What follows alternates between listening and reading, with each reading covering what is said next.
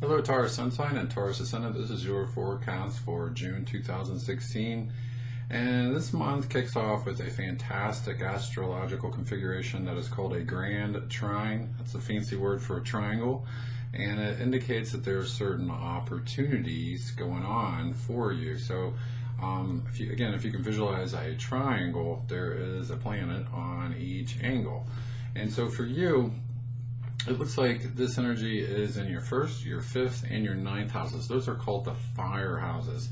And so first and foremost, I would say that this energy is really demanding that you take action in some way in your life. Fire means get yourself moving, get inspired, work on your confidence, live life on your own terms. So with this energy, it's important that you first and foremost, again, are taking action. You're positive, you're optimistic, and hopefully you have some kind of plan in place, some kind of strategy that truly inspires you.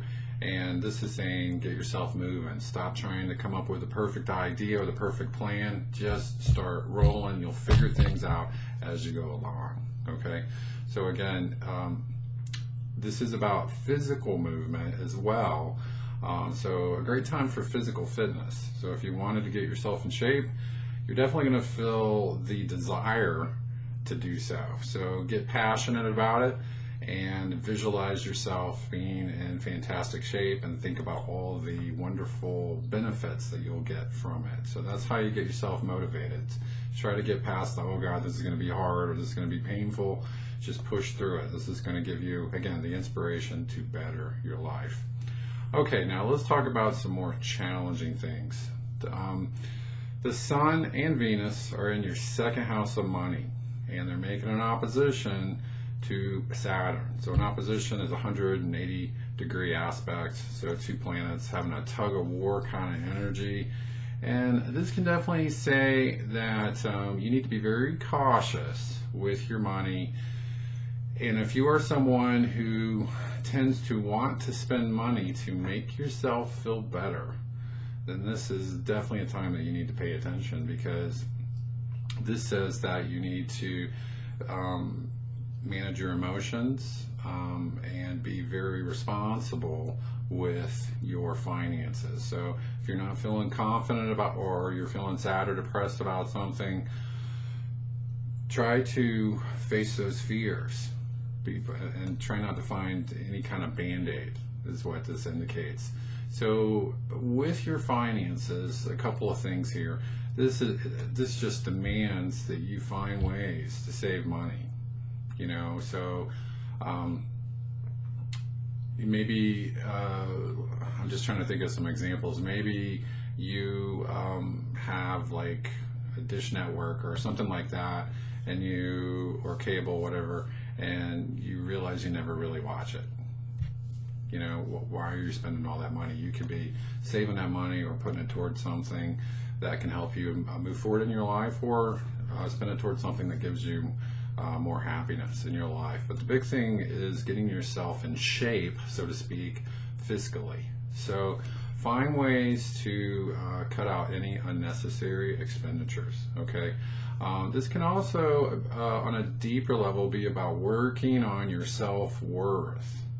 So you can have some financial fears, okay, big time, especially with this opposition to Saturn.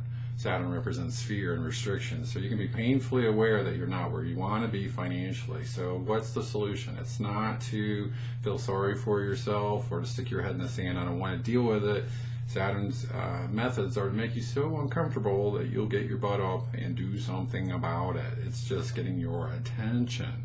So take some effective steps, again, to save money and also to make more money. But again, I'm a big believer in the law of attraction that states like attracts like. If you feel worthy of financial prosperity, you'll attract that, or if you don't, you'll hold yourself back. So work on loving yourself, believing in yourself, and going for opportunities that can increase your financial picture, okay? Or your financial returns. Okay, now, the entire month, Jupiter makes a square to Saturn. So Jupiter's in your fifth house, Saturn is in your 8th house. So I've already said this, so this is somewhat redundant, but Saturn in the 8th house is a big deal. And this is called the house of other people's money. So this can indicate you need to be awake at the wheel, so to speak, with your finances. So if someone handles your finances, like a spouse or someone invests for you, and you're too trusting, this says that in some way you could be burned potentially. So just be involved with all financial decisions. But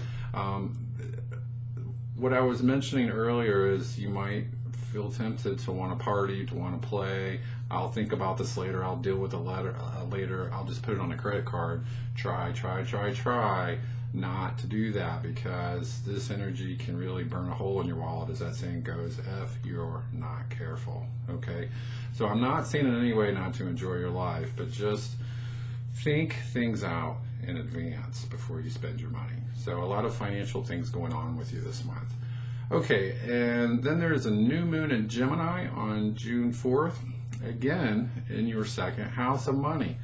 So new moons are about opportunities, new beginnings. So I would definitely say that if you're not in any way concerned about your finances prior to this, you will be when this new moon starts. You'll just feel the sense of, oh my God, I've got all these bills, where am I going to get the money? Or just have this uneasy feeling that things should be better than what they are. And so this does give you kind of a push from the universe to get moving, again, to find ways to save and to find ways to make more money. So it's a new beginning in that you get yourself started in becoming healthier financially. And then finally, you got Mars direct on June 29th. And let's see, Mars is in your 7th house of relationships. So during the retrograde period of this is about really looking at the people in your life, or the people in your inner circle, your true friends, and also if you're in a relationship, your partner. And so this is about really looking at those relationships and working through any issues that you have with them. But the retrograde period kind of has you hitting the brakes and looking to see what's really going on. Are these people in my corner? Or another way to say it, I guess, is, are these people draining me, or are they really good for me, or are they empowering me? So when it goes direct, you've got the truth, you've got clarity, and it's all about maybe addressing certain issues with these people, maybe weeding your inner circle. But the big thing is, you know the truth, you feel empowered. And Mars is always about taking actions, especially when it's direct. I know what I want, I figured things out, let's get moving. So with this energy, it's going to, again, it's right at the edge of your 7th house, and it's going to go into your 8th house in July. And so what I would say for you is you're in the process of becoming more powerful in your life, and it's all about you being an advocate for yourself, standing up for yourself, not accepting less from others or not accepting less from yourself. So with that being said, I guess if I could summarize this chart, it's all about being strong within yourself. And I was talking about weeding your garden. That's really true in not only relationships, again, but in money and with self-esteem. So if you've got any limiting self-beliefs, it's just really important that you address those issues, so that you, again, are an advocate for yourself, you believe in yourself, and you're doing what you need to do to grow more powerful within yourself and in your life. So there you go. I do indeed hope you have a great month, and I'll talk to you later. Bye-bye.